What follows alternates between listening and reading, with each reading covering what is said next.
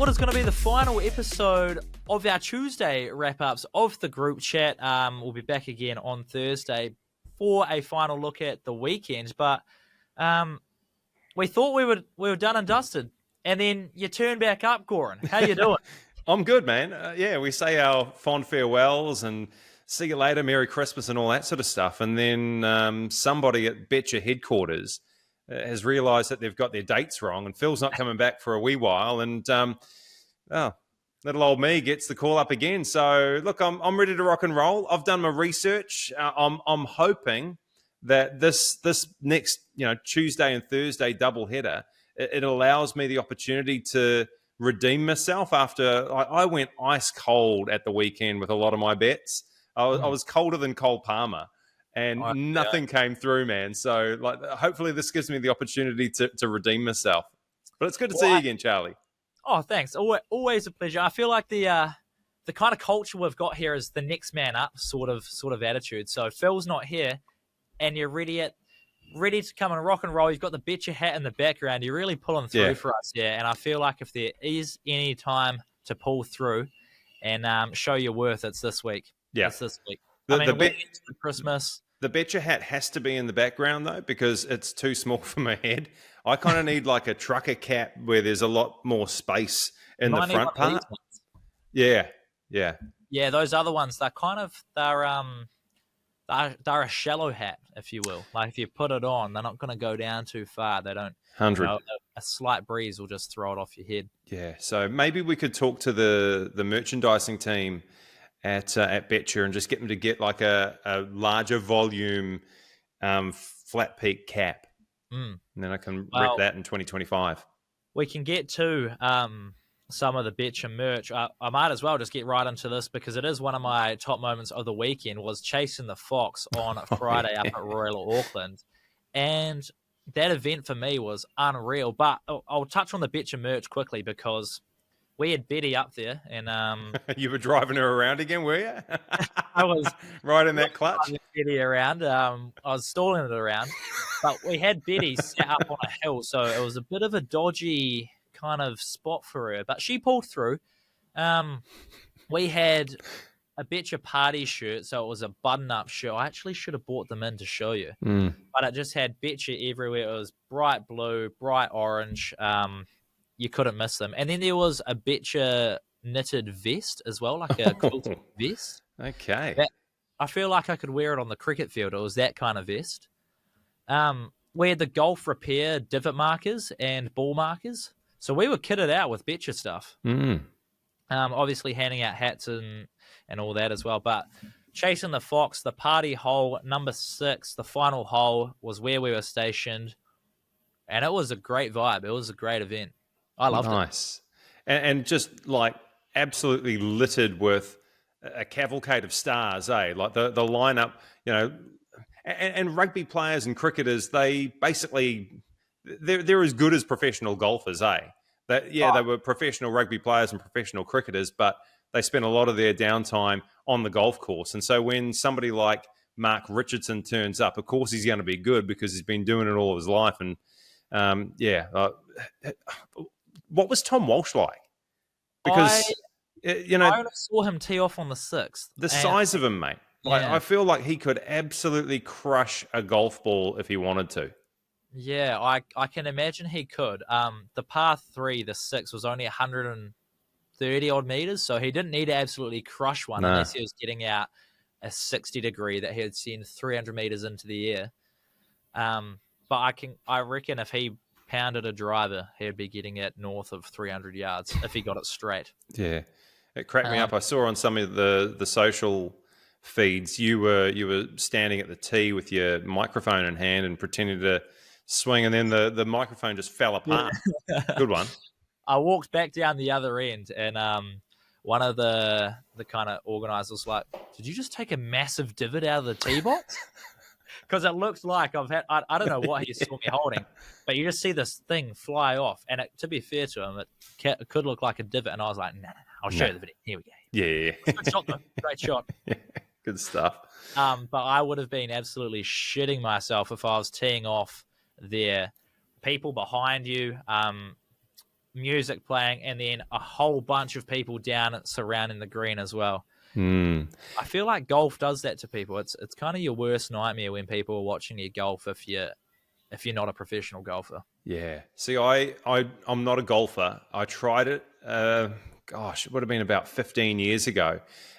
Me and one of my good mates, we bought golf clubs from JK's World of Golf, and I didn't have the patience. And you talk about that pressure, the people around you, and there's an expectation as soon as you stepping up to the tee that you're going to crush it and it's going to go straight and true and all that.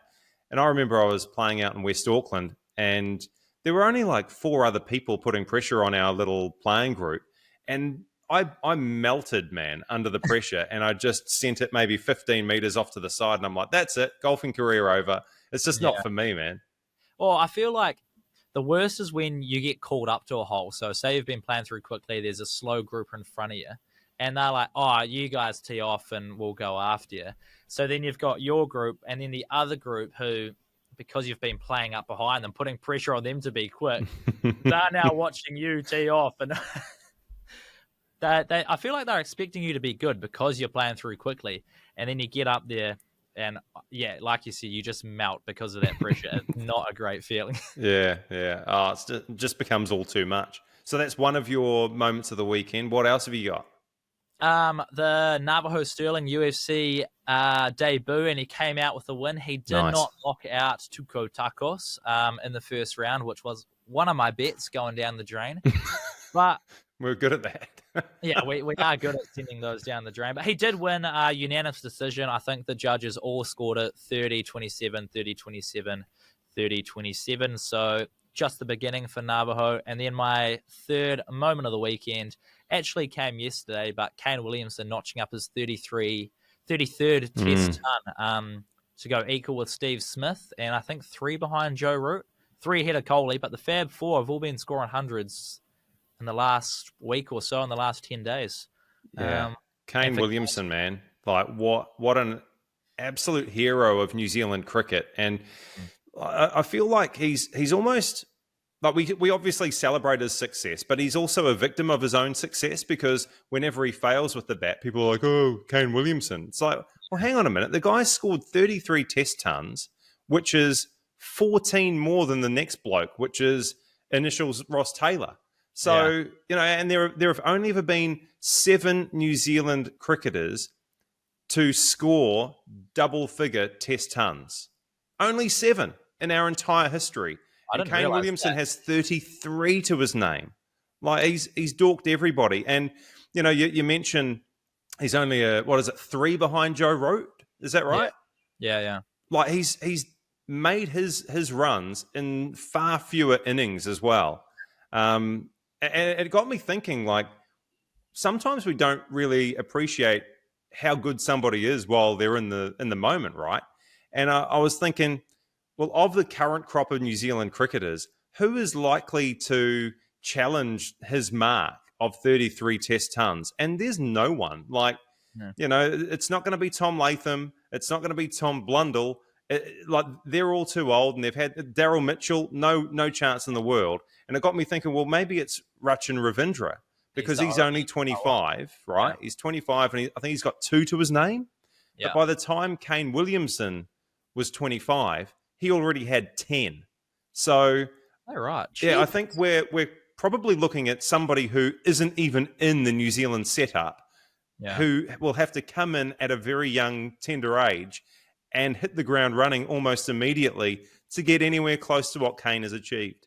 It's remarkable. The guy we're looking at that's going to do that is probably going to play New Zealand 19s in the next 2 or 3 years, if there is someone. So they're probably, 16, 17 at the moment. Yeah. Gotta come in. The thing you need, though, is Kane, debuted when he was 20? Yeah. So, in the current state of the Black Caps, the youngest to debut was Rachin Ravindra at, 23, 24. So you just got to get those younger guys in if is anyone going to have a chance. Debuting at 28, or like Conway. Conway, you could have argued if the form he was in when he started, could be pushing 10, 15, 20 test tons by the end of his career. And he debuted at pushing 30? Yeah, because he had to wait for the eligibility to come through, right? So, yeah, Yeah. if he didn't have to worry about that, then who knows what he may have been able to achieve. But yeah, Kane Williamson, absolute freak. And I know he's doing it in like a dead rubber, but Yeah. isn't it nice to see him flourish and New Zealand actually avoid a whitewash as well? Yeah, and a little piece of history for him as well. 5 consecutive Test tons at Seddon Park. Is the Oh, only wow. batsman in the world of cricket to score 5 consecutive at a ground. So fair play. At his home ground, he loves batting at Seddon Park. Mm. What were your top moments from the weekend? Okay, well, sticking with the cricket, seeing Will Young back in the mix and scoring runs, although he got his 50 in the wrong innings because I had the bet for 50 plus runs in the first innings and he got it in the second.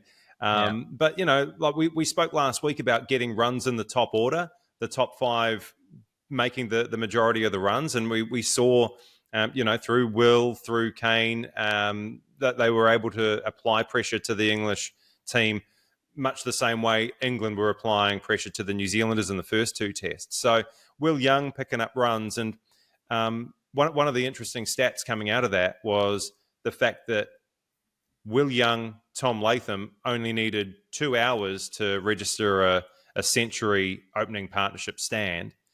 And the last time that Latham and Devon Conway had done that was back in February 2023.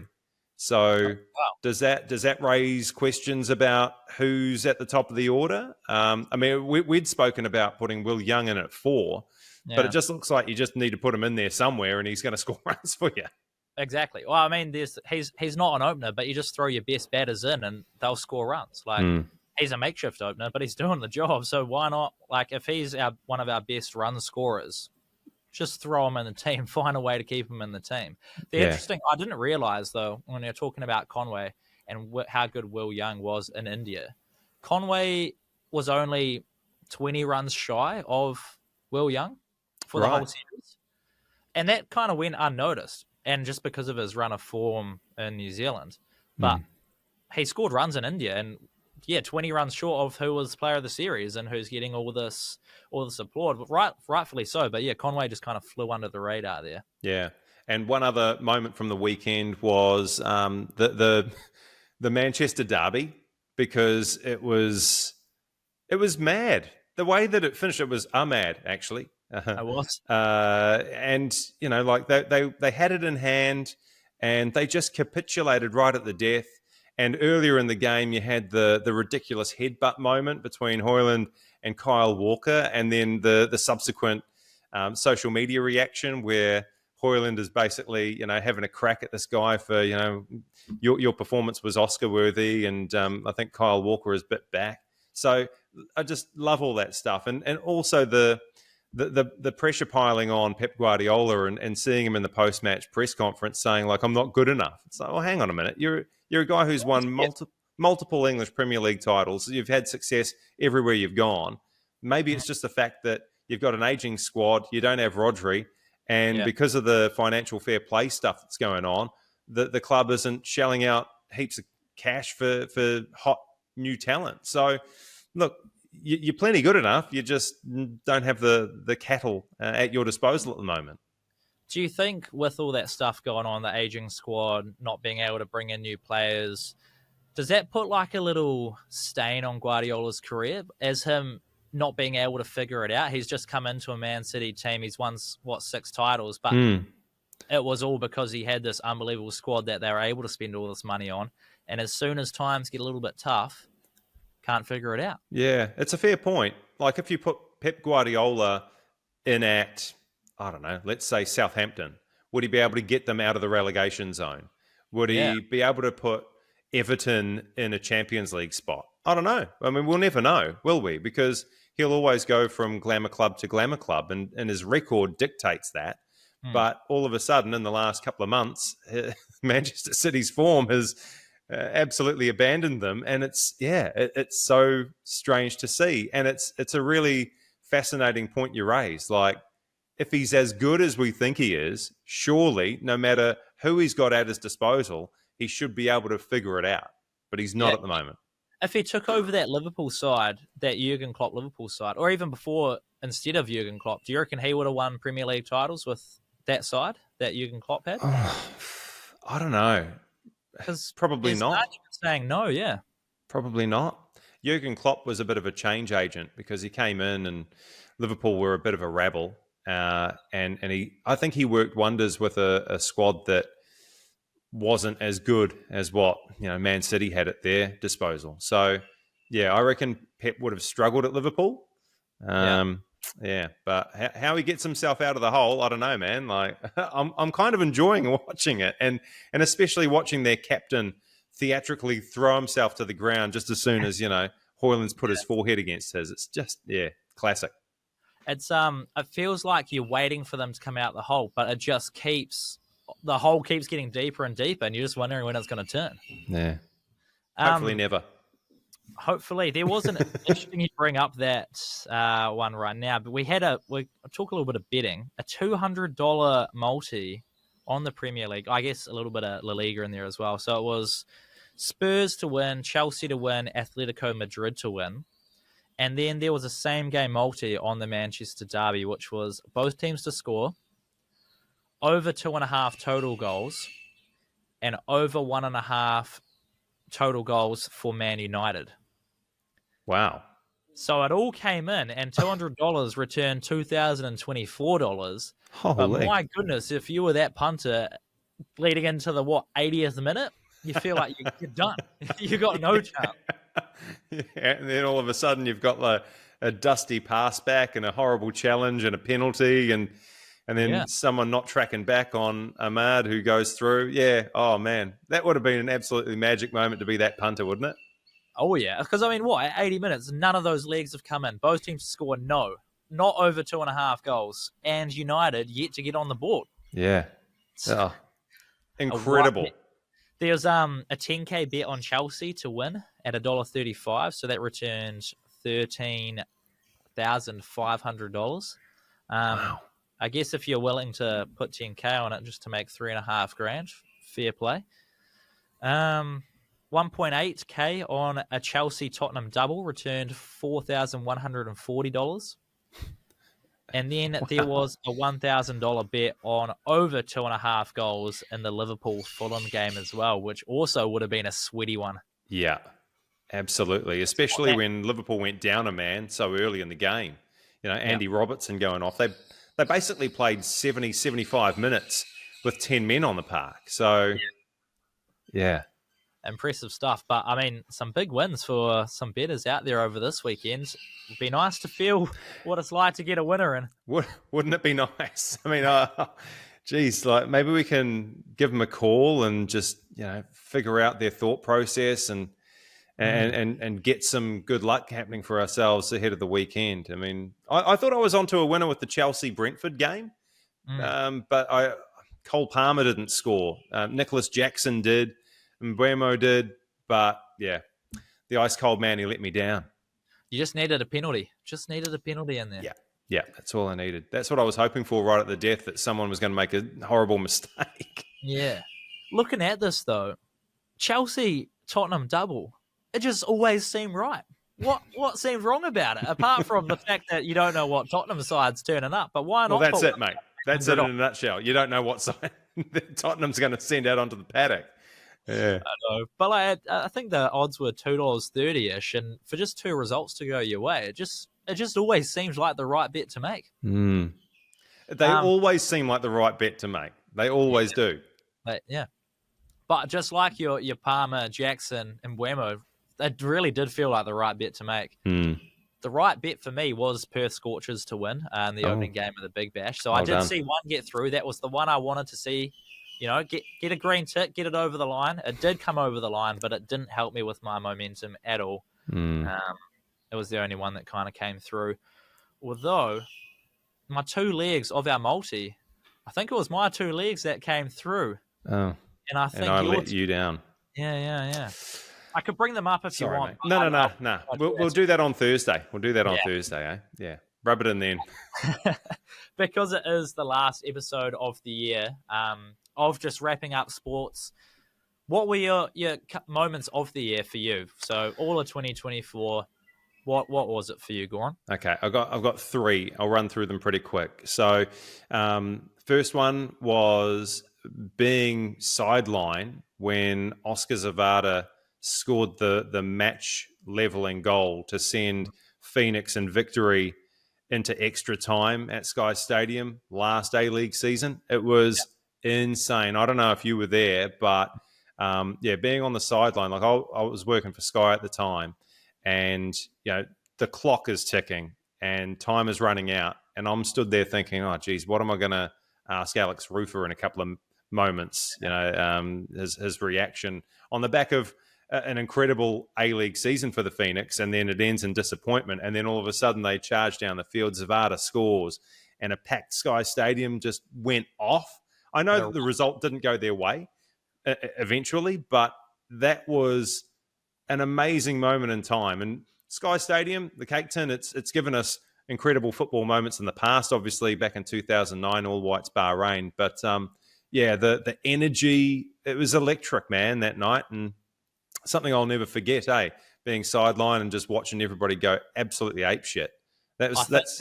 That's only the second time I've taken my shirt off at a Phoenix game. The first one was when they returned after COVID, and that was a big party at the stadium, their first game back after COVID. But then, that when Zavada scored and the chants around the stadium just erupted, shirts are off, swinging them around, part of the yellow fever. Yeah. Unbelievable moment. Why so shy to take the shirt off? Because, I mean, you're young, you're live. I can't imagine you'd be suffering from any sort of body I think image I just issues. never really gone to the yellow fever. Like, it's the yellow fevers thing. Usually we're not in the yellow fever, and there might be a crowd of 20 around us, and it just doesn't feel right usually. But at that moment in time, it did feel right. And, okay. My second one, it's actually ANZ Premiership netball. I was at the final, TSB Arena. They do it probably better than anywhere else in the country, and it was Mystics Pulse. Mystics, they had this incredible surge to get to the final. The mid part of their season was just dreadful. They lost Grace Weki up top. They lost Petitoiava to injury as well. But then once they came back into the mix, they became a force again, and they beat all of the top teams in a late season run to get there. And then just the way that the final played out, and it was on the edge of a knife right at the closing stages of that one, and the Mystics got it. And then after the game, I spoke to Grace Weki, and she just turned into a blubbering mess. She was in tears, just streaming down her face. And I'd asked her about Amelia Walmsley, who missed a shot, and she was like, "Oh yeah, well that could have been me." And it was just such an extraordinary moment, and like a performance that you didn't see coming for the Mystics, 5 or 6 weeks prior to that. So it was a joy to be there and watch that unfold Grace as well. Is unbelievable. She is so good. And what part of that emotion would have been, that's her last game on New Zealand soil, playing in the ANZ, because she's going over and playing for Aussie next year, right? Yep. She's playing in the Aussie competition, and so I'm sure that would have been in the back of her mind as well. Just a massive outpouring of emotion, and they did exceptionally well to nullify the Pulse. So that's moment number 2, and then my third, if I can, real quick, Finn the Rad Butcher. The man who won gold at Paris 2024 in the kayak cross, because he sort of captivated the nation. Nobody knows a great deal about him or kayak cross, and there he is blitzing the field in the final. He got out in front right from the get-go and didn't look back. And they even had the commentators referring to him as the Butcher. Nobody's calling me the Paladin, nobody's calling you the Wilson. He's the Butcher all of a sudden. And how cool for Finn to win gold for New Zealand in an outrageous event. It was a mad event, that one. You're going around poles, you're ducking under logs, and all the while just trying to keep your kayak upright. It's that was my top 3 moments in 2024, man. Nice. Yeah, that the kayak is a crazy one to watch. It's one you don't watch at all until the Olympics kind of come around. But then I feel like even without Kiwis in it, it's one that I'm always kind of keen. I don't watch it per se, but I'll go check the highlights out. it's pretty cool stuff to actually see those athletes go and do what they're doing there. And it's something you don't get the chance to watch often. Yeah. And the Butcher. Do we know if he's signed a deal with the Mad Butcher yet? Surely. Surely that's on the cards. Well, if he hasn't, well, maybe we need to organise that. But it would be pretty smart. You know, you've got the Mad Butcher and then the Rad Butcher. Yeah. Teaming up, selling sausages, selling meat. Just another... selling meat, fair. Just another thing we got to add to our list. The list has grown a lot in the last 3 weeks, but we'll keep adding to it. Yeah, my ones. We'll stick with winning gold in Paris, and for me, it was Lydia Ko completing her set. Bronze, silver, gold. I mean, unbelievable effort from her. There's probably not too many athletes from New Zealand, let alone in the golfing world. Not just New Zealand, but around the whole world that have bronze, silver, gold. And for Lydia to do that for us, unbelievable. I was tossing up between the Black Caps sweeping India in India because no other team has done that before, or going with the women's winning the T20 World Cup. I couldn't split them. Oh, yeah. We'll just have both of them then. They're in your top 3. Yeah, but then I wanted a personal one for myself. Which, okay. Well, then have a top 4. What would you put above? Black Caps in India or the Women's T20 World Cup? Black Caps in India. You think so? Yeah. Nobody's done it before. There have been teams that have won World Cups before. But if you're the first team to whitewash India in India, has never been done before in the history of Test cricket, that's really special in my mind.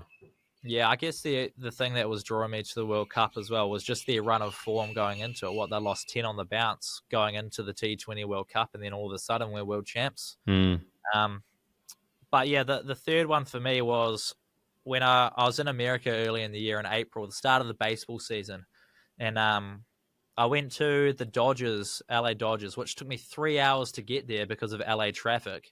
10 miles, 3 hours.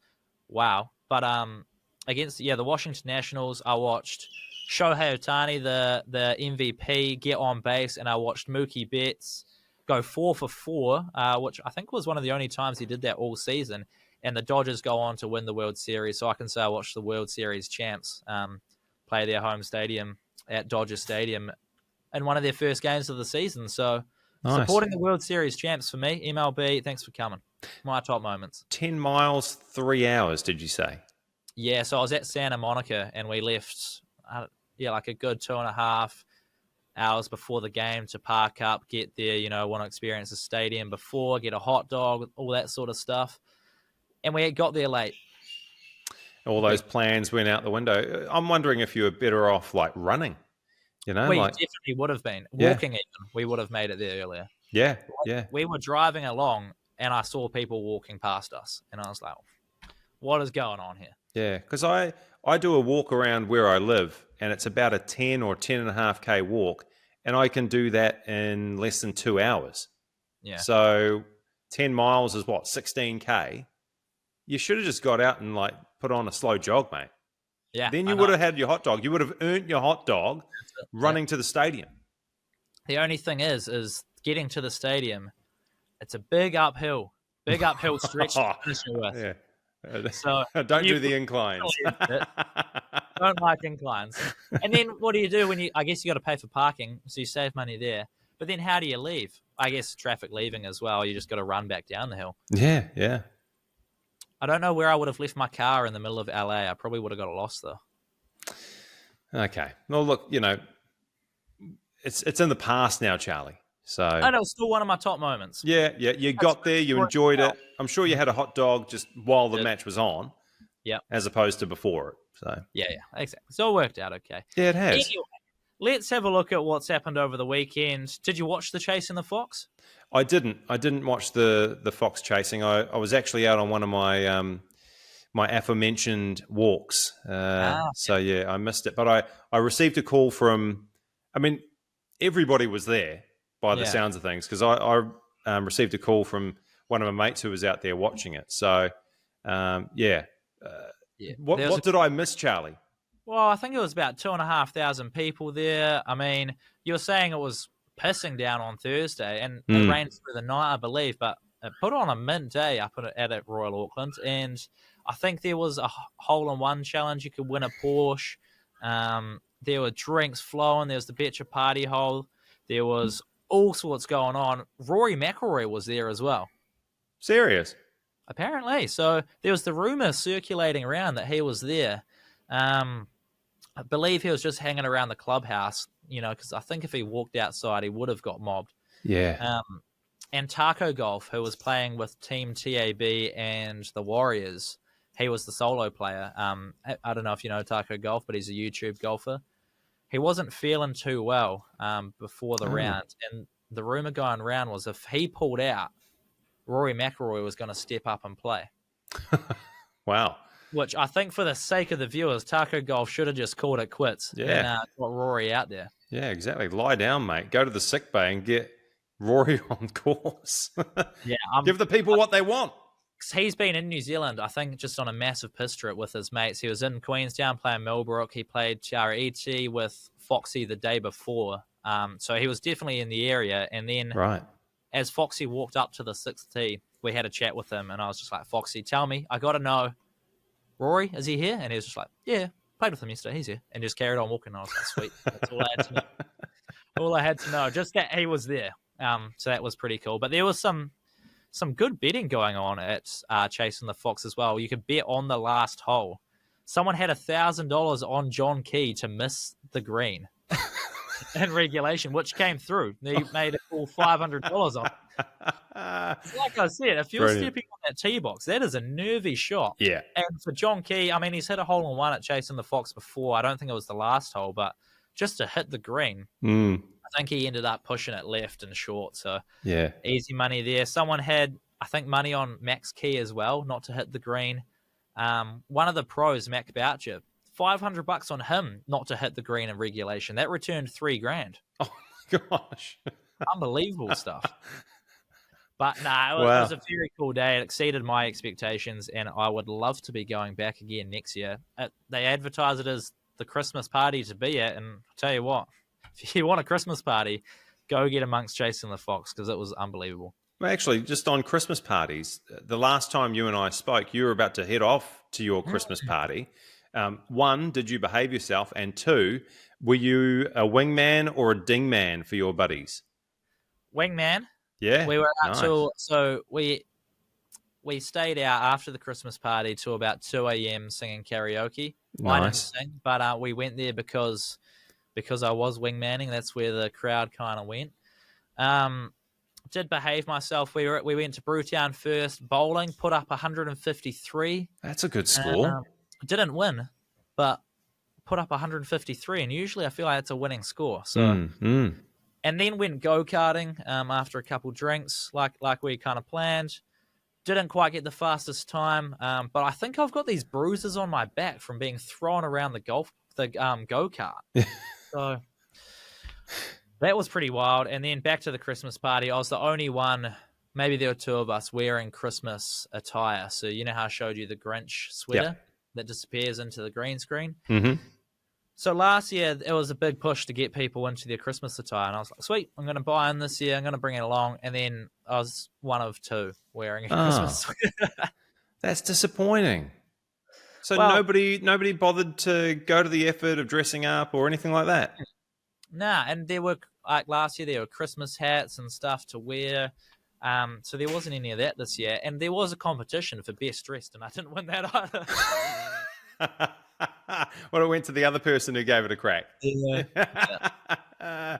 No. Brilliant. But no, we survived the night, made it to my flight the next morning at 7, so a good 5 hours sleep before I got home and away, and then did it all again after Chasing the Fox to get back at 7 a.m. on Saturday for cricket. So a wild weekend. We made it through.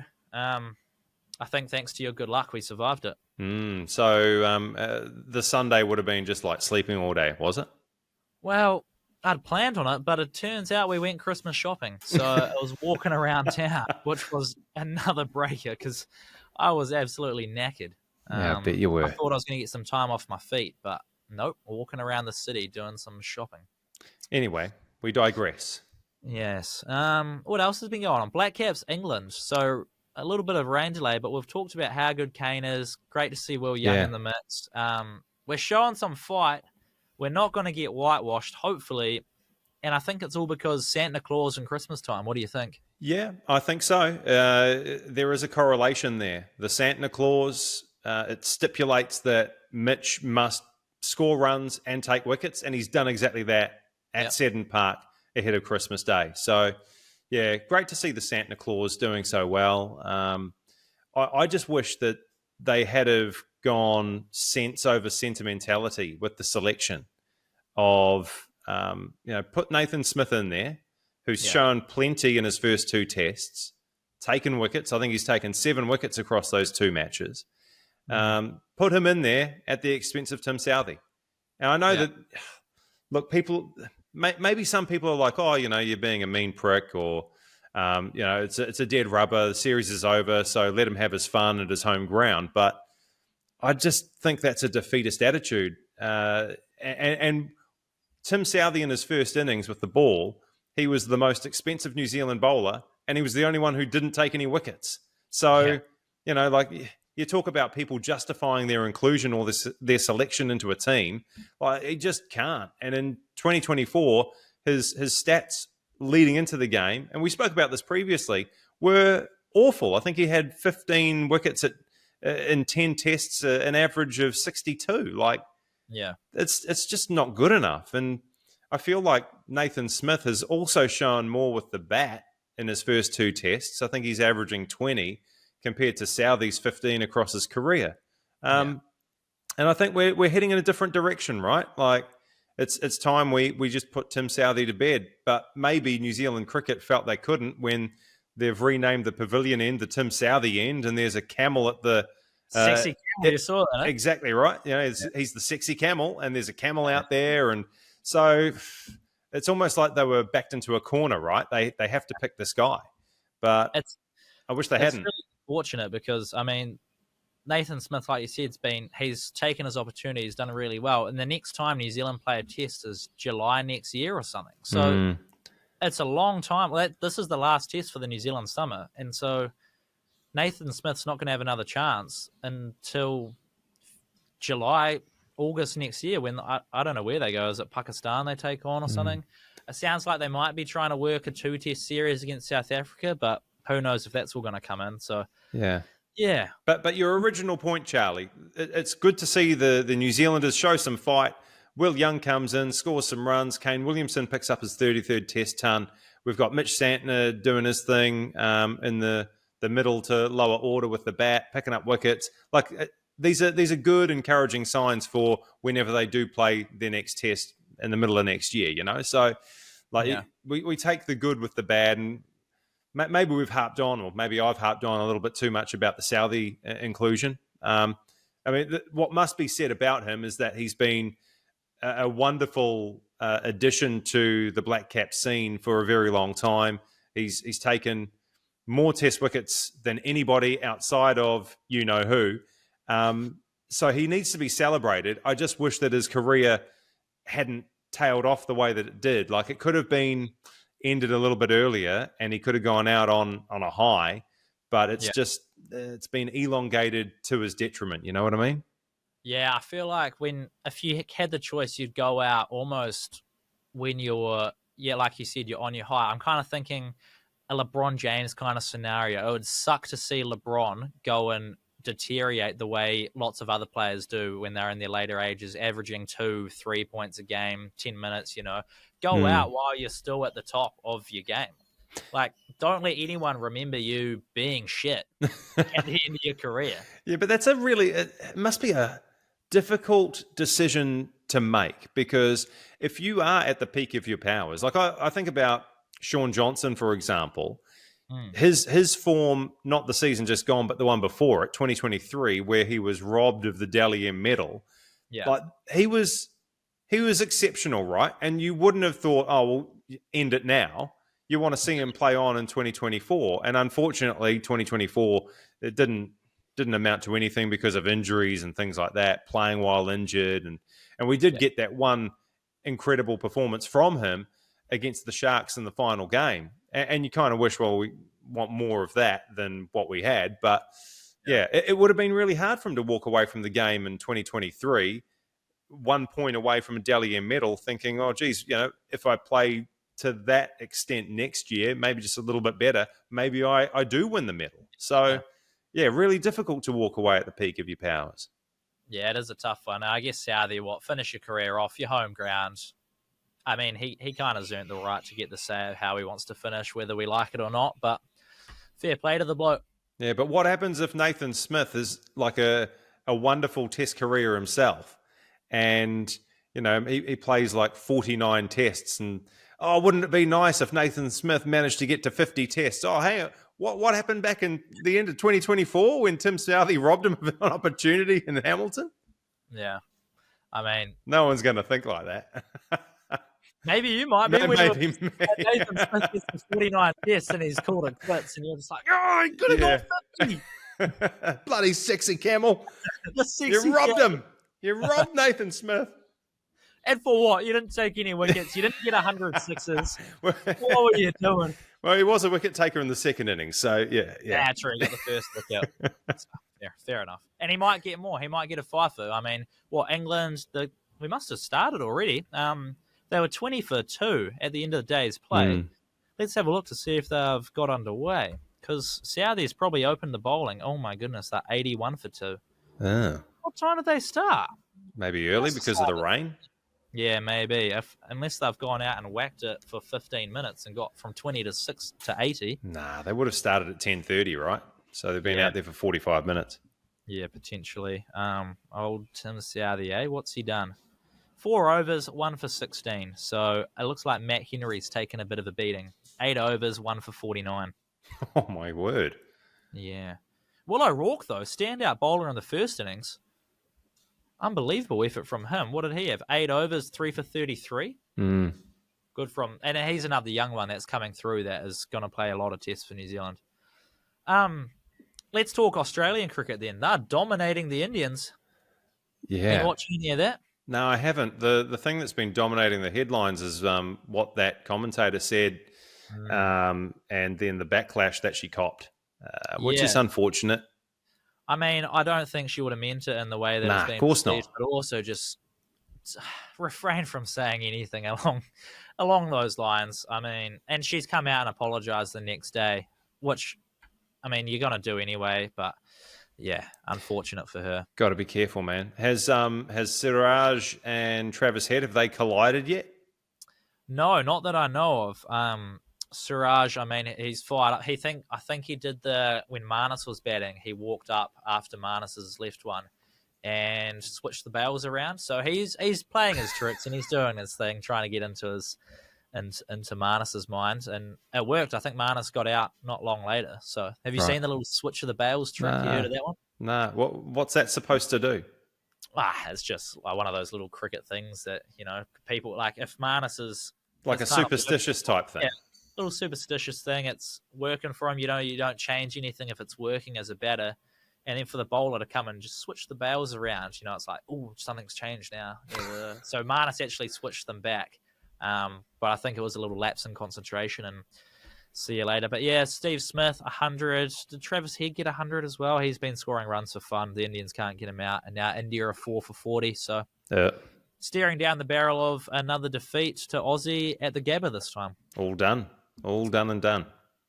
All right, shall we go A-League then? And yes, please. What a wild weekend of A-League. Oh, my gosh. I mean, the Auckland match alone was wild on its own. Like, what did we see in that one? We had a goal disallowed for Melbourne City that was offside. We thought Auckland FC took the lead with Nader Moreno's header, and then it was called back for offside, and not even the commentators could understand why it was called back for offside. And it got me looking at the replay over and over again, and the only thing that I could realise or make a decision on was that Jake Brimmer, who took the initial corner that went in, the ball is cleared back to him via an Auckland FC head, and he's the one who's in the offside position. And he was off the field of play, right? But you can still be offside even though you're beyond the goal line, if that makes sense. So if the referee hasn't given you permission to be outside of the field of play, then if you are offside. You are interpreted as being on the goal line. So when the ball came back to him, he was in an offside position, but I don't think it was explained very well by the referee or the commentators at the time. And so people are like, well, hang on a minute. Like, surely it's a goal. But yeah, correctly ruled out. And then like the back pass from Nando where he booted the cover off the ball. Oh, he smoked it, didn't he? Oh, mate. It was like he's got a taste for goal because he's scored a couple now. Yeah. And he just, I don't know, looked up, saw a relatively empty net and blazed it back to AP, takes a nasty bobble. Absolute pandemonium. And then the winner as well, Moreno, it's straight at the goalkeeper and it goes straight through his hands. Like, the leveler, not the winner. 2-2. Yeah, what was it, 95th minute free kick, straight through the keeper's hands. Yeah, appalling goalkeeping.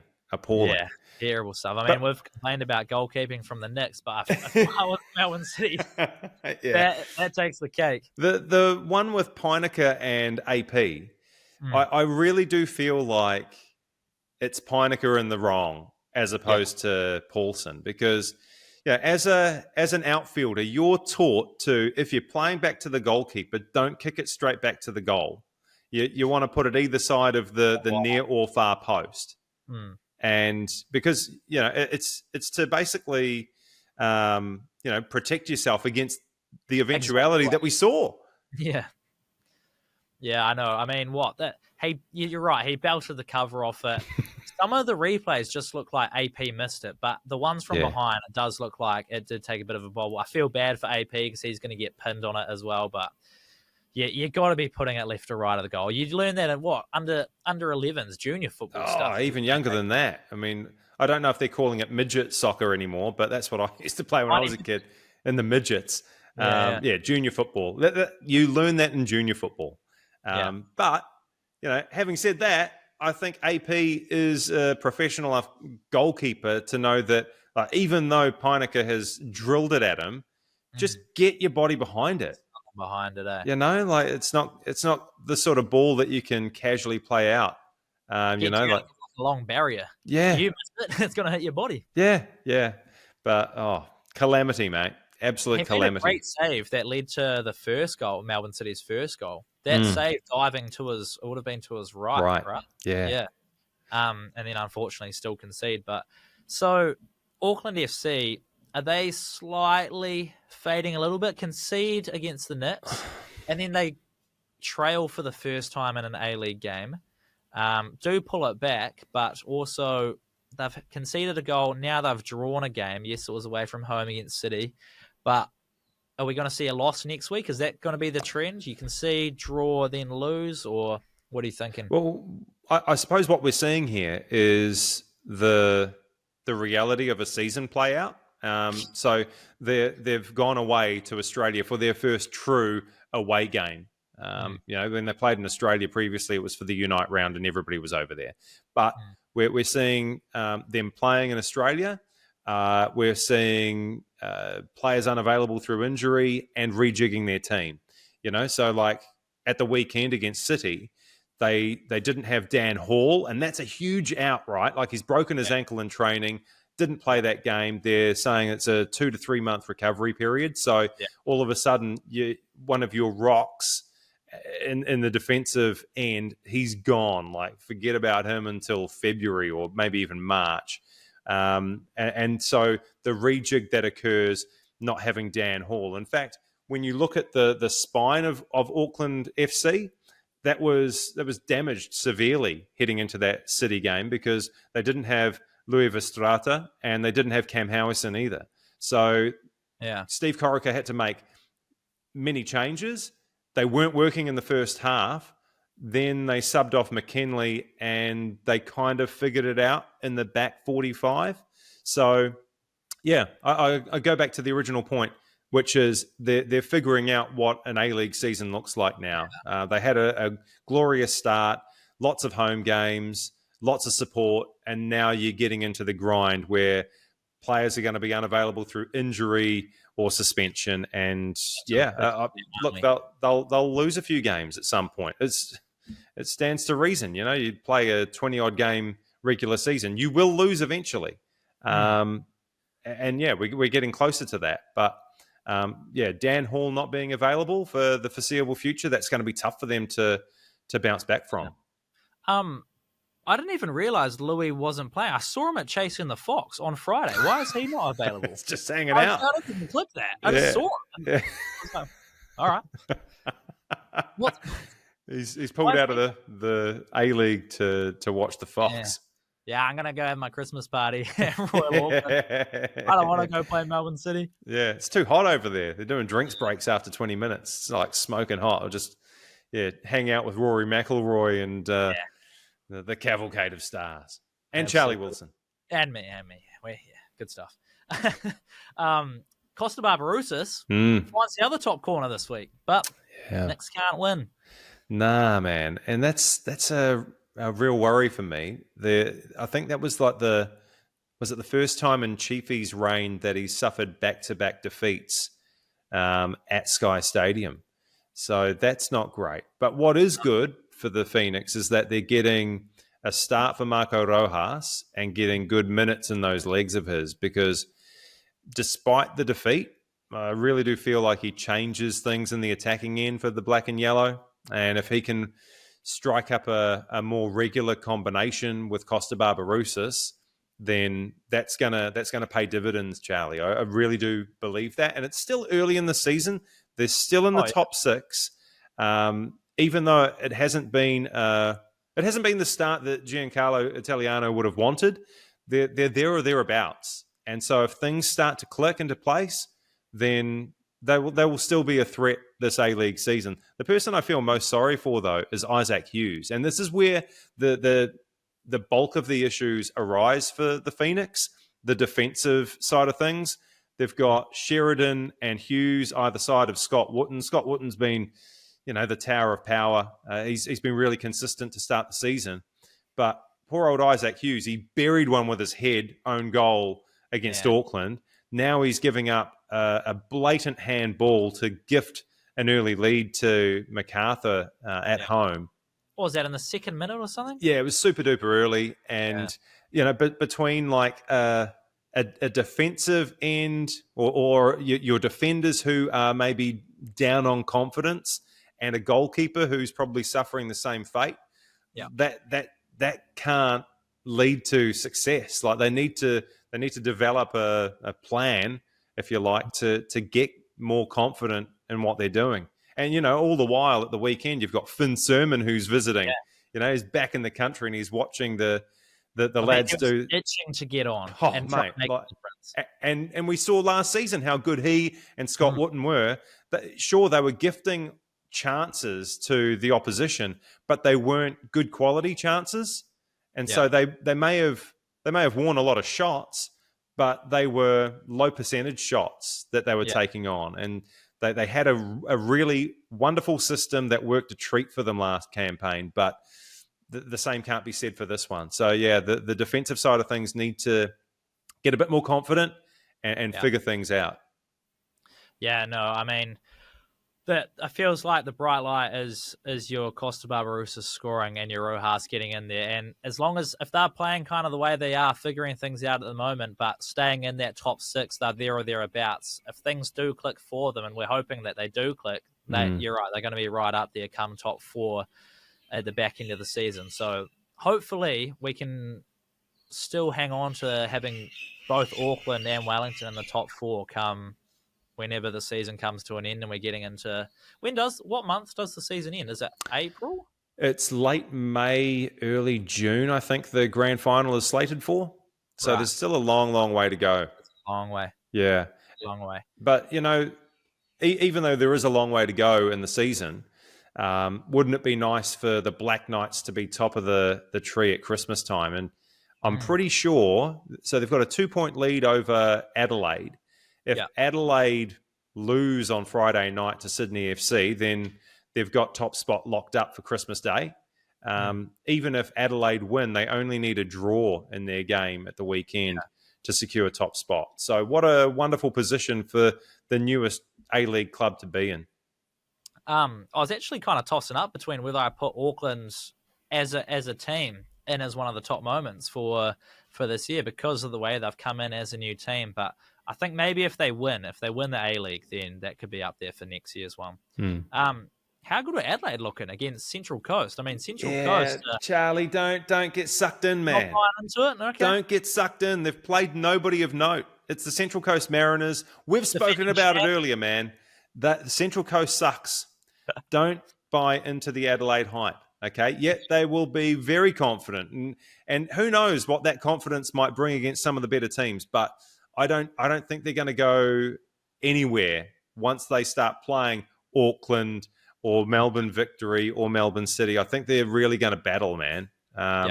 So look, yeah, it's great for them. It's great for them. They're doing really well, and I didn't predict that, but it's not accurate. It's not an accurate representation of what they're going to offer throughout the course of the season. Because the goals they produced was some nice plays up and down the flanks and cutbacks to kind of pick apart Central Coast. But yeah, I guess what you're seeing as a case is Central Coast just sucking. Yeah. Okay. I mean, look, it's the harsh reality. The Central Coast Mariners, they're like the Phoenix. They're a selling club. They're developing their talent and shipping it offshore. The players that they had 2 seasons ago, they're not there anymore. You know, like Little Nisbet in the midfield, the Cumdog millionaire, he's gone. Benny Inkalolo, he's gone. But pretty much they've lost an entire squad bar Brian Kaltak. So that's really difficult. We're seeing with the Wellington Phoenix a little bit of a rebuild because you lose Paulson, you lose Sermon, Ben Old, Bojida Kraev, Oscar Zavada. Well, the Mariners have lost an entire squad. So, I wouldn't get too excited if I'm Adelaide and I'm beating the Mariners. So don't buy into the Adelaide hype is the hot tip. That's my hot tip. Beauty. That's my hot tip. All right, let's go Premier League. Now, I wanted to talk a bit of Premier League. Champions League is done for the year as well, but kind of just wanted to get your take on, I know I mentioned to you that we were going to chat about not being fans of the Unite round, and it's this new change thing. So how do we feel about the change of the Champions League, just really quickly? I like it. Playing out, yeah? I like it, man. I think it's cool. It means that, you know, there's something on every game, it feels.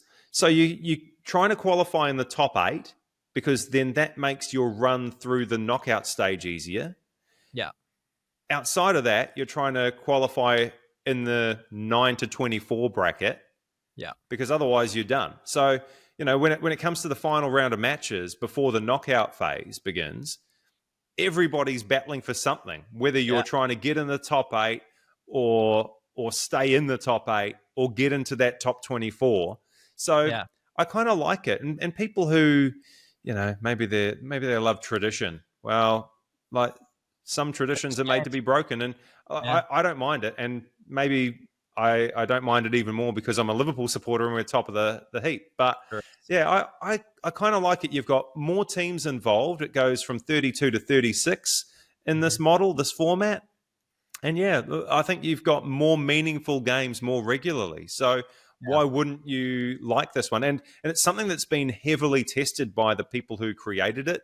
I think they tested for something like 5 or 6 years, running like mathematical probabilities of like what teams played who, and you know who would be out of the equation, so to speak, early. And this is the best thing that they could come up with. So look, I'm supporting it, and I think football fans in general should, because at the end of the day, you want more top quality football, and that's what this format is giving us. And you're right. There's things. I think there's 2 more match days of Champions League in the new year, and you've got teams like PSG who they're going to need to be fighting to get into that top 24 because they're sitting around 30th at the moment, and they got to get a move on. Champions Leagues when PSG aren't going to be qualifying or have a big say in the knockout stages. So you get that kind of stuff, and the other teams that are kind of pushing, they do have a better chance, or just have a Cinderella run of something to make it to the qualifying stages where they might you lose 3 games and you're done. Yeah. So I like it. I like it. You like it. I think we like it. Gets the tick. Glad we're agreeing on it. Let's go. We touched on City and United derby, so I guess Manchester's red until they meet again. But United winning, just I don't know, because United still aren't good, but that just kind of shows where City is at the moment, Yeah. right? Yeah, it was two middling teams doing battle, which is that's mad to suggest, given recent history. But yeah, it was still a cool occasion. I read something somewhere recently that they put it into the supercomputer. Who's going to win the English Premier League?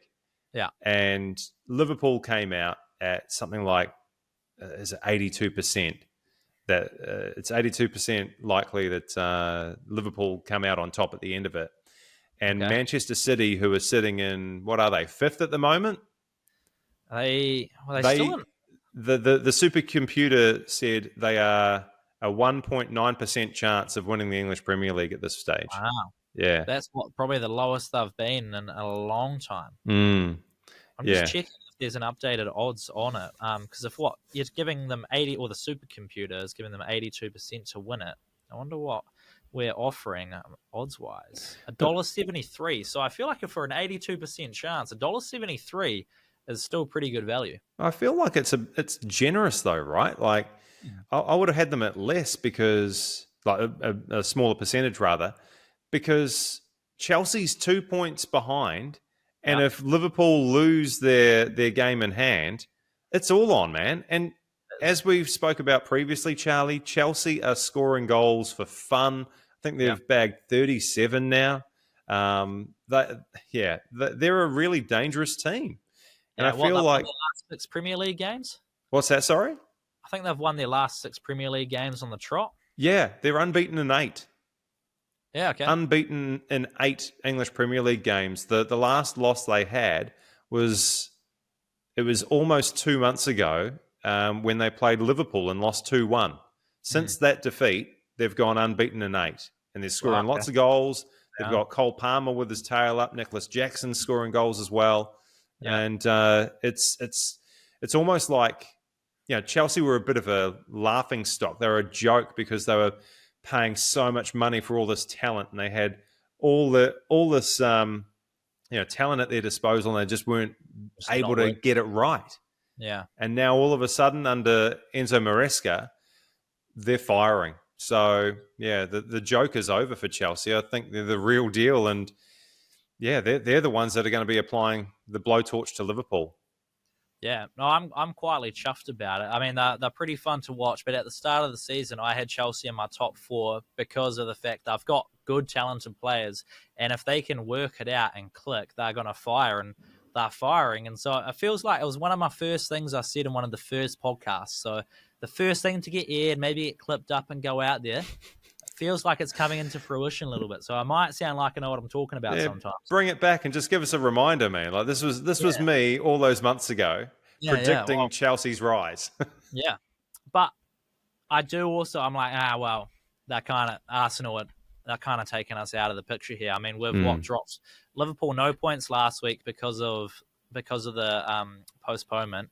And they draw against Fulham, who seem to be a bit of a bogey team for top clubs at the moment. But we go and draw against Fulham last week, goalless draw against Everton this week. I'm a little bit waiting for us to get, kind of moving again. And it just feels like we're stagnated a little bit in that second, third spot, not taking advantages of the likes of Liverpool dropping points, where Chelsea are just gotten full steam ahead.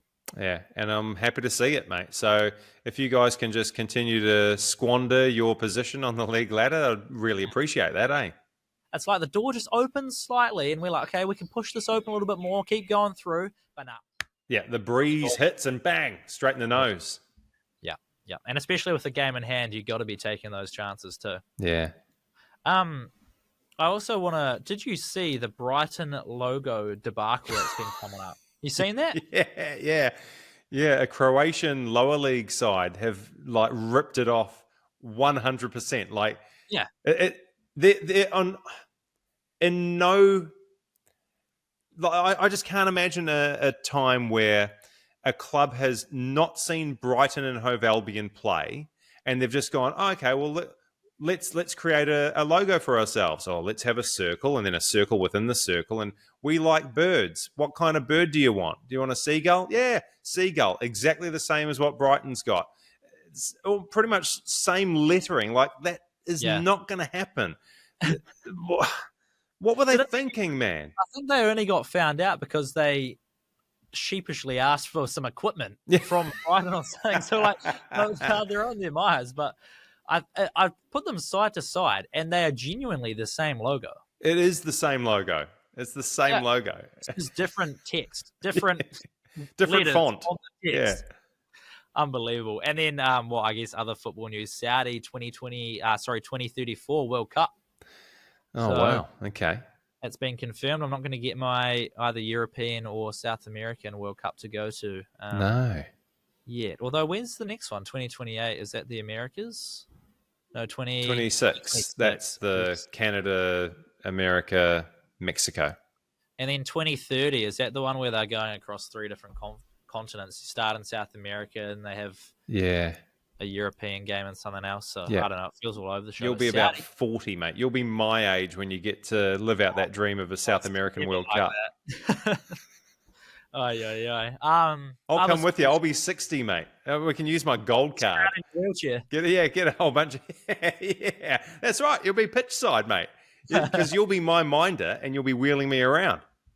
Glorious. Yeah, great discounts with the gold card as well. So... Yeah, let's make it happen in, what will that be, 2050 something? Yeah, 2050. It's hard to do the maths in my head real quick. I don't know. 2050, 16 years away from 2034. So I will be maybe going on. I could have my 50th. Yeah, okay. All right. So it's coincides with your milestone birthday. Yeah. Look, I'll be dead by then. Let's be honest, mate. I'll be pushing up daisies. Not if you keep walking. You do a little 10K walk. You stay fit and healthy. You'll be maybe raising the bat. Yeah. Helmet and bat at 100. Okay. So in quarter of a century, you and I are going to a South American FIFA World Cup. Yeah. Sounds good. I'll keep myself fit for it. In the wheelchair. Yeah. Brilliant. Keep walking so we can do it. Lock it in, mate. I'll be walking every week. Good stuff. Let's just wrap it up. I guess we've kind of touched it all. UFC, Navajo won. Big Bash started. Scorcher's got the win for me. Finn Allen, first bull we faced in the Big Bash. Hit it for 6 off Adam Milne, fellow Kiwi. And then next bull, Adam Milne rattles the stumps and sends them off. It looks like there was some kind of words said, but I think it was just heat of the moment kind of stuff. And then lastly, PNG, 18th NRL team coming in 2028. Now, it was kind of said 18th or the 19th. Does that leave the door open for a Christchurch team? Fire away. What do you got for me? Well, it leaves the door open for a Perth-based team. Oh, okay. Yeah, so I think what's most likely to happen is that the PNG team is slated to come in 2028, but there's a stronger possibility that a Perth-based team will play in 2027. So I think Peter V'landys mentioned at the press conference that something could be happening in the next 2 to 3 weeks in that space. And I know that there was a lot of talk earlier in the year about having the North Sydney Bears relocate to Western Australia. So I'd be shocked if we didn't see the West Australia Bears or the Perth Bears or something to that effect, and they actually debut in the competition before the PNG Hunters or whatever they might be called. But I mean, the dream for the NRL is that they expand to 20 teams, and much like the European Champions League, more teams, but more teams, more games, but each club plays less. So it's like it's less taxing on the body, and then they can figure out how to squeeze in more international games as well. But yeah, the long game, I suppose, is that at some point they'll need a 20th team, and that's why we've seen bids from the South Island. I think there were 2 bids from the South Island, and maybe one's pulled out, or I can't actually remember. I've tried to keep abreast of it, but it does become a little bit confusing when something about the Southern Orcas. Yeah. There's the Orcas. There are the Kia. There was the South Island bid. That was the name of it. We just hope that everybody can sort of like pile in together and make one really compelling case and get it up and running, because we've seen what's happened with Wellington Phoenix and the Black Knights. Those games have been awesome, like well-supported games, 26,000 people turning up to it. So you imagine that something similar could happen here in New Zealand if the New Zealand Warriors were playing the Kia in the South Island or the Orcas, whatever they're called. So, but the PNG bid, mate, like it's mental. Like the federal government of Australia is stumping up $600 million of Australian taxpayer dollar to basically bankroll a team that's outside of the country to ensure that PNG don't sign a security or policing contract with China. What the hell? And what Joe Biden's had a say in it as well. And it's like, Sleepy Joe's the reason why we're getting a PNG team. Yeah. And so, okay, now it's up and running. What happens next? Because there's no way in the world PNG are going to be competitive in the NRL come 2028 if they're selecting local base players. They need Australians, they need Kiwis, they need Tongans, they need Samoans, they need Englishmen. Who is going to be brave enough to relocate to Papua New Guinea for 2, 3, 4 years? And it sounds like they're going to make a bit of a whole sports centre around it where the players live, right? They'll be, I guess you're going away from your home, but you're going to be in this confined area, and also a bit of a tax haven. Like they're going to be able to earn more than they would if they played in Aussie. That's right. But, I mean, how secure is the compound going to be that they're going to put the players and the coaches and their families in? And like, is the tax break a big enough incentive to get people there? Yeah. I don't know. It's like they talk about Port Moresby being one of the most dangerous places in the Southern Hemisphere. Yeah. High crime rate, very dangerous. I just don't know if it's something that I would want to get into. Maybe if you're like a younger player and you don't have a partner and you don't have young kids, maybe it's something that you could consider putting yourself through. But I know if I was a rugby league player, I don't think I could entertain taking my wife and 2 children to a compound for 3 years. You know what I mean? Like, what about you? Like, you've got a girlfriend, and would you force her into going into a compound for like a 4-year, $5 million deal? Well, I think the thing is, like, you go over there, but then you're only going to be there half the time as well, because you're going to be traveling, playing away games. So that means they're just there in the compound by themselves with no you, and you're the reason they are there. Yeah, depends what you value. For me, no, I wouldn't be going over. It feels like it's the kind of gig for the people that can't crack it in the current teams. So you go over there, you take your shot. It's kind of just your last ditched effort of getting into the NRL, or you're right, your young guys coming through want to get paid, and they don't have family ties back home, and or they're happy to kind of move on and do their thing at PNG. Maybe they want to go and run sort of some kind of gang over there as well. You never know. Take your opportunities when they come. That's an interesting way to look at things, Charlie. Join the gang space. There's plenty of money to be made in there, I'm sure. Okay. All right. Well, yeah. I can see Mitch Moses heading over there and running a gang. Well, I guess it depends. Yeah. I don't know what kind of person you have to be to kind of go over there. You need to be a hell of a leader, that's for sure. Go over there, and you got to be ballsy. You got to be ballsy to kind of make an impact. Maybe it's not. Maybe it's not for most people. I don't think it's for me. I don't think so. Let's go a quick group chat question of the week to wrap things up, because we've gone well off track. Yeah, sorry about that, mate. That's basically my fault. I need to just stop talking. The part of today, we're going to have a shorter episode as well, just because we did a special podcast at Chasing the Fox 2 with Courtney. So we're going to throw that in the end, which we'll cut to shortly. That was about 20 minutes long. So we'll get to that. Treat for the people tuning in. But let's go group chat question of the week. Because it is Christmas time, I'm just going to fire off some Would You Rather Christmas editions. Now, I asked ChatGPT for some Would You Rather Christmas editions. Some of them are pretty average, but some of them, we'll figure them out. So Would you rather have a Christmas dinner with your favorite sport team or player, or get a signed piece of memorabilia from them? So you don't meet them, but you get a signed piece, or you get to sit down Christmas dinner with them. I'd rather meet them and have food with them. Yeah? Yeah. Okay. And then when you're there with them in person, you can say, sign my hat. Ask the question. Yeah. Who would it be, or what team would it be? Oh, gosh. Dead or alive? Oh, alive. Off the top of my head, I'd like to have dinner with Peter Sterling and Nathan Hindmarsh. All right. Yeah.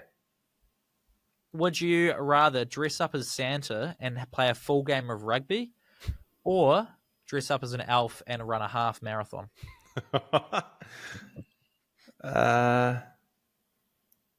Let's go the elf. In the spirit of keeping up the fitness ahead of 2050, So let's do the elf half marathon. Yeah, I was going to say, well, you're doing half a half marathon at the moment, and you walk, That's so right. you could just get an elf, do it twice. Happy days. Easy, mate. Easy. And then I guess this one's kind of Australian cricket related, but would you rather be on the losing team for the Boxing Day test, but have an iconic viral moment? So in the test, maybe you take your Glenn Phillips catch, or you score your 100, or just win the game, dominate it, and be completely forgotten. So it's your one game you play. Oh, you just want to win it, don't you? Win the yeah, Boxing just Day win. test. Win at all costs. And I mean, there's no guarantee that the viral moment, Charlie, is like you taking an awesome catch. It could be your pants fall down. That's a great point. I don't want to take that chance. It's fair. Just win the game. By what kind of iconic viral moment it was. So maybe we're going down to your pants drop. Fair. Great answer.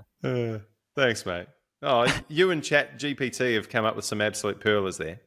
Oh, there's a couple others, but I mean, some of them are just like Chat GPT either comes out with an absolute gem or an absolute stinker. So we'll leave it there. Okay.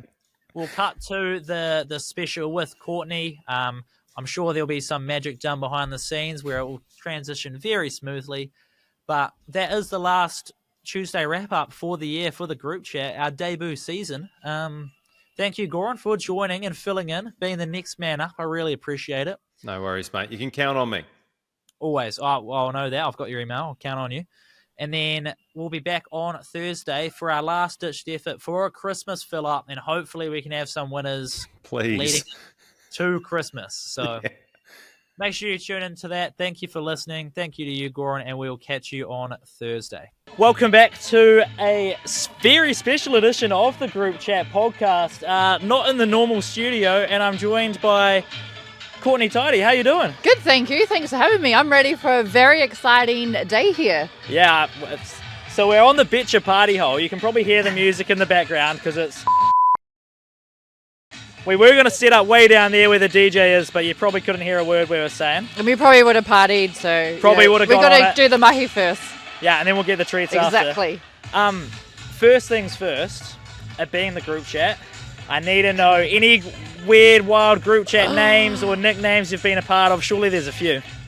Look, you always have your team group chats. I was trying to think of one, but they're all just about, the team stuff. But then I was thinking, like, I'm really good friends with Caleb Clark, Kaio Montenegro, who's with the Betcha party at the moment, Johnny Tuivasa. So it's not that wild, but then when Caleb started getting his yellow cards, the group chat started going off. At first, we're like, all good, bro. If you got that intercept, you would have been away. You would have scored a The next game when he got on, we were like, nah, that's enough now. Cut it out.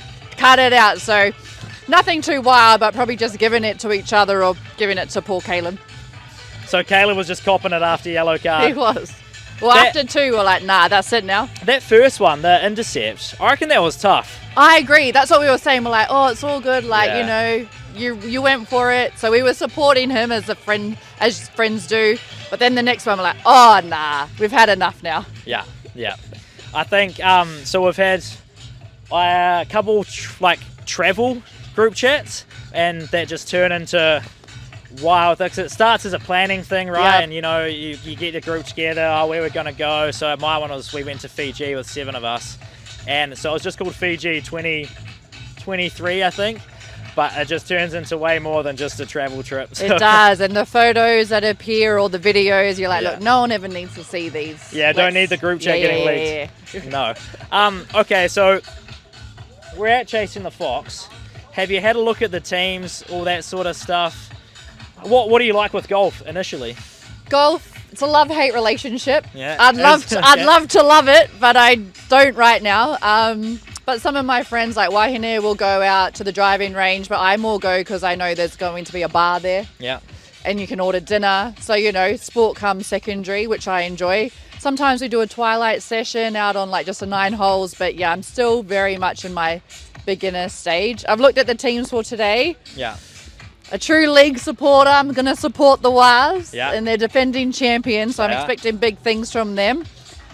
Talking to Pitty earlier, he's a bit nervous. He reckons is very nervous, he isn't reckons he? this is worse than playing rugby on the international stage. I was like, bro, all good. He's like, nah, like this is everyone watching. It's televised. I was like, yeah, but you go and play golf all the time, so let's see what if you're any good. Yeah. I know he's mentioned that before. Something else that just seems nowhere near to the scale of what Pitty's probably done. He was saying something was more nervous than going out and playing the Springboks in a World Cup final. I know, and you're like, what do you mean? And also, like, you know, you think of Pitty and he's the Kaya leading the haka for the All Blacks on the international stage, all that kind of stuff. And he's worried about this here, playing golf in front of everyone. I said, just have fun, bro. Tell you what, though, if you're teeing off and there's a cauldron of people around you at the tee box and you shank it or like, just standing over that ball. I know if you play golf and the group in front of you calls you up, and so you go to tee off while they're just waiting because you're probably going quicker than them. Got ya. And it's just 2 or 3 guys watching you tee off, and you definitely feel that. So if there's, I don't know how many, there's 2,500, 3,000 people here today. Oh, is there? Oh, okay. Maybe you are nervous. And they are a lot closer than when you're in a stadium rugby field. So, yeah. You can probably hear them giving you shit as well if they are giving you or shit. if it's not a good one, then they're like, oh. Yeah, you hear the crowd reaction. Yeah. Everyone, oh, never mind. So if you were going to play today, big league supporter, would you join the Waz team or would you try join or want to join into another team? Good question. I see there's a media team as well, but nah, I'll stay true. I'd try and join the Waz team, I reckon. And they'd have good banter with the boys, and they've just started their pre-season, so they're probably looking forward to a day like this. They probably are, yeah. You know, so they're probably out to have a good time, as is everyone, but yeah, I'd stick true to the Waz, I reckon. Sorry, media crew. So you'd be ditching the microphone and picking up the league ball. Absolutely, but also I'm glad that I'm not playing. Not that I was asked, but I'd be more nervous than Pitty, I reckon, if I got asked to play. So I'm happy just to be here enjoying the day. Yeah, I mean, we get to go out and do this. Exactly. We can have some fun while they are nervous on the tee box. Exactly. We can be the ones going, oh. Yeah, we can be next the ones hole, making them feel bad. Yeah. I think we'll try walk a bit of the course at some point and watch along. Would love to. Have you been to a golf event before? So when I worked on the Olympics this year, I got to cover Lydia Co, and that was unreal. Like, that was my first golf tournament event that I'd been to. But also just to see a Kiwi on the international stage, and everyone loves her. They followed her. They're all just chanting, Ale Lydia, Ale Lydia. Like, just to see how adored she is around the world, obviously well deserved. And then when she got that gold medal to complete her set and to go into the Hall of Fame, incredible moment. So after all of that, I was like, I think I do love golf. Yeah. Enjoy watching golf, that's for sure. I went to my first golf event. It was the New Zealand Open down in Queenstown this year. Oh, and it was so much fun. I'd love to go back.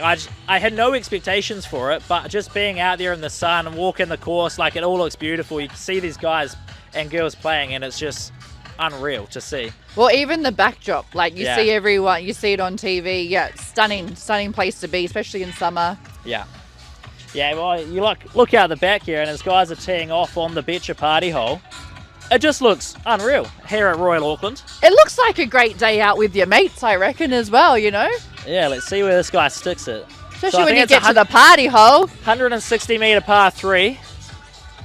See if he's got it in him. I think he's wearing a Red Bull cap, so he must be part of the Team Red Bull team. It's a good strike. It's gone right. He's leaning, he's leaning to the left. He needs it to go a bit left, I reckon. There it is, front of the green. Yeah, it's not bad. If that's going to be a standard from the Red Bull, I think the Red Bull has been moving up a lot. Also, I'm pretty sure they had their Christmas party last night at Red Bull, so I reckon a few of them are probably still going, I would say. We had our Christmas party last night as well. So we So maybe everyone's a bit dusty today, or they're on the bender. Everyone's going to be on the same level, I feel like. And just probably going to carry on tonight because, I mean, you're finishing on the party hole. Exactly. You're just going to keep it going. Why not? Speaking of Christmas parties, yes. Have you had any wild Christmas party stories you can tell?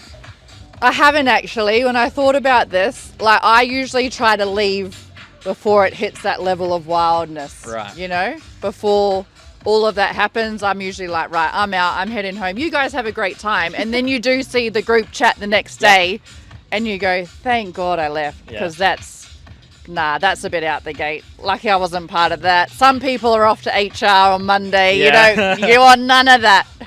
Number one rule is don't screw the crew. Exactly right. At a Christmas party. Absolutely not. No, but some people try and fight each other, and I was like, what do you mean? Like, you got to remember you're still colleagues on Monday. Exactly. You're still going to turn up to the office and work together. So, no, I try and leave before any of that. So we, I think, made our way out around 11 from the bar that we had, and we made our way to a karaoke bar, and there was maybe 20 or 30 of us in there. And you can probably imagine after midnight what the karaoke bar gets like after a work do. I didn't get up on stage. I didn't want to do that. That's when you can get up. No one cares. 20, 30 people, midnight, all goods. There were way better people than me to get up there and sing. Yeah, I think the best one was Slice of Heaven. Oh, yes. Because, you know, it's a good karaoke song when the crowd gets involved. It is. If you were getting up and singing, yeah. What are you singing? Oh, I'm more. I don't know about singing. I'd more go rapping, like Shoot by Salt and Pepper. You know, like go old school R&B, but more of a rap than a sing. You don't want to hear me do a Wyatta. That's like, I think if I had to do one, I'd probably go down the rap side as well. Yeah. You can just, it's like you're talking. Exactly. You don't have to try to sound good, or you go like just one everyone knows. You go a banger. Yeah. So then they're all singing along as well, and they don't have to hear your voice. Exactly. And it's all about confidence. You just hit it hard, and then they all join in, and then you just let them take it away. Yeah. I've done one karaoke song, and it was The Gambler. Oh, yes. Which not everyone joined in, so it was me and someone else doing it. But you could just hear, I enjoyed it. I probably wouldn't get up Might and have been the only one. I think, me and my mate were the only ones that enjoyed it. But that was actually on that Fiji trip that I was talking there you about. go. So, in the group chat. Yeah, that got put in the group chat the next day. Let's talk some sport then. So, obviously being ex-Silver Fern, the girls had an unreal go against Aussie this year, but you're also born in Australia? Yes, born in Australia, grew up there, but both my parents are from New Zealand, so we always came back growing up, and then I always wanted to be a Silver Fern. And yeah, the girls this year were unreal. Like, it's been a hard few years, I would say, because I've been with them for Mahi since they won 2019 World Cup, and since then it's been quite a lull. Yeah. And then even heading into the Constellation Cup against Australia, we come off the back of the England series, having lost this series to England. So I was thinking, hopefully this isn't a long series against Australia. But the first quarter in Wellington, sitting on the sideline, they were like a brand new team. Storm Purvis and I sitting there going, where's this been? And thank goodness, like, they put out that performance and then it just kept rolling. So once they won the first two, I was like, if they win one in Australia, we've got this here. Yeah. So they went 3 from 4. I wanted a clean sweep. Yeah. I was like, go for the throat. But Kitapai, we got all the girls out on court. But it was nice to be there for them in Melbourne. I was there for work, like, when they won. Yeah. And then I doing my interviews.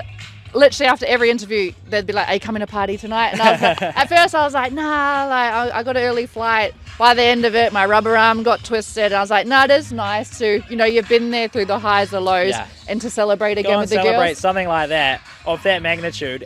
What changed for them? Like, why, from their England series to then the first quarter in Wellington against Aussie, was it a mentality thing, or... It was a mentality thing, and I spoke to a lot of the girls. They've said it in interviews that they just had to have real harsh talks with each other, in their team meetings, and just said, what are we doing? We need to be there for each other, and just had those really tough conversations that happened behind closed doors. And then they came out. Honestly, it was like a brand new team, and I just said to them, whatever conversations you had, it worked because, you know, it just looked like they were together playing for each other, had that trust. And you'd felt it been building for quite a while, but I think they just needed the penny to drop, and it did against Australia, thank goodness. Because I tell you what, they're my friends. I grew up with a lot of Aussie girls, the coaches, but seeing them wounded on the sideline going, how are they beating us by 14 goals? And I was going, yes. Especially when they've been so dominant over us for so long. Long, world champions, all of the above. They pretty much had every trophy in the cabinet. Heading into this series, that's they still had that one from the year before, so if they won that, they would have had everything. So I'm glad it's empty. So it feels so good taking stuff from Aussies. I feel like when you can beat them in anything. I agree. You even I agree. would know too. Yeah. So growing up, you said you were always wanting to be a Silver Fern, but watching sport, were you supporting New Zealand or supporting Australia? Supporting New Zealand. So I grew up in a very Kiwi household in Australia. Like, we always watch the All Blacks, even the rugby league, always watch the Silver Fern. So, but obviously growing up in Australia, you're dominated by Australian sport. So I had an appreciation for it always. And even I grew up playing for New South Wales and Aussies in age group. But once I hit professional, I knew I wanted to wear the black dress. Yeah. Oh, awesome. Wear the Silver Fern rather. Exactly. What do the Aussies wear? Because I know. Well, they just obviously have their yellow dress, but then they're called the diamonds now.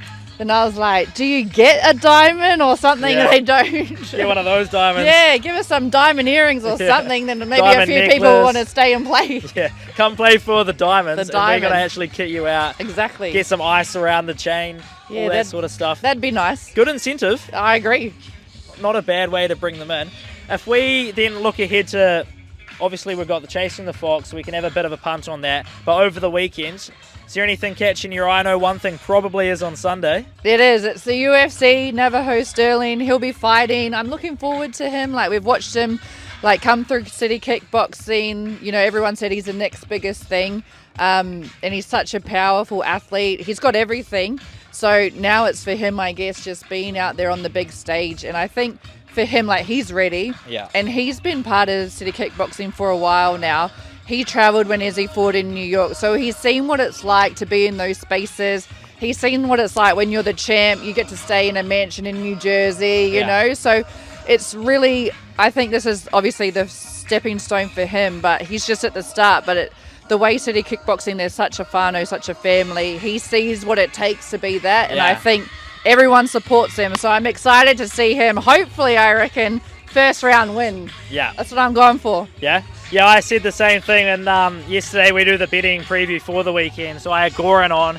And I was like, when I first met Navajo at the UFC watch party, just the confidence about him and just how actually big he is. I was going to say, he is so big. He is massive. Huge. And his hands, you're like, nah, you don't want to get knocked out by that. No way. But just the way he carried himself and the way he talked about taking over the light heavyweight division. He wanted to, he felt like there's not really anyone in there.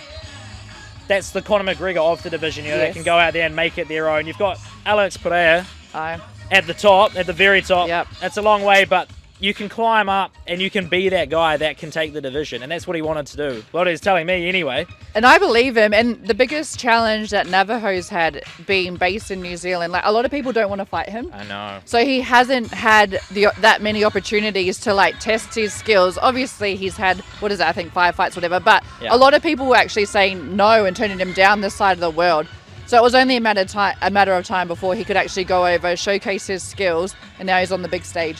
Yeah, I thought that was pretty crazy because you get guys who are maybe 10-0, 10-1, who are probably good for Navajo to fight, but there's nothing in it for them because if they lose to this guy who's 4-0, exactly, it doesn't look good for them. But then the guys starting up, they don't want to fight him either because he probably fights like he's 10-0 anyway. Exactly, and they all want to protect their record. And so there's nothing in it for anyone. Yeah, and so he's just I can't get a fight, and Eugene's like, we can't get anyone to fight him. Yeah, so unreal that he's made his way into the UFC. Yes. I did talk about having him round 1 knockout as well yesterday, so he just sold the confidence about him, sold it for me.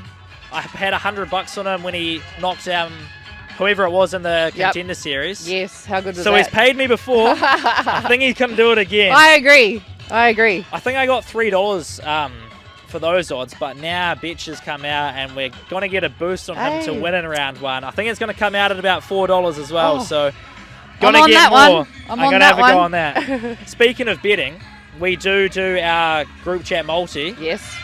Have you got anything you're eyeing up? Or cook one up and we can put a bet on for this weekend. Have you got anything? Well, I'm on the Auckland FC buzz at the moment. Okay. So I'm liking them. They're not the favourites this weekend they're not. against, is it Melbourne City? It is Melbourne City, yeah. But I have faith. I like what they're doing. I'm going to back them. Yep. I think they look good. So it's their first time they went to Aussie was the Unite round. Everyone played in Sydney. You can count that, but everyone's in the same spot. So this is really their first away tour, I guess. Melbourne City, very good team as well. Good. They're tough. $2.95 for that. I think. For our Auckland FC. Yeah.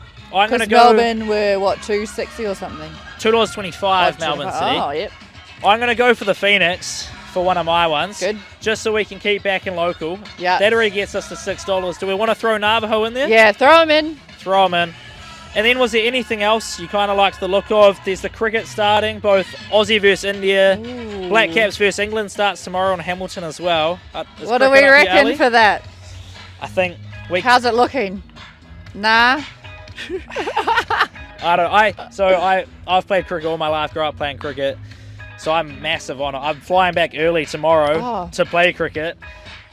I don't think we play a good enough brand to beat England, unfortunately, but we'll have to wait and see. Do you follow any of the cricket at all?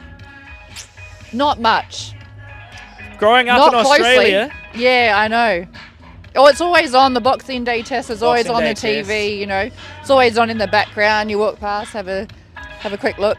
I think we could, if we talked about backing local, we could back New Zealand maybe. It'd be embarrassing to get swept, I think, by England.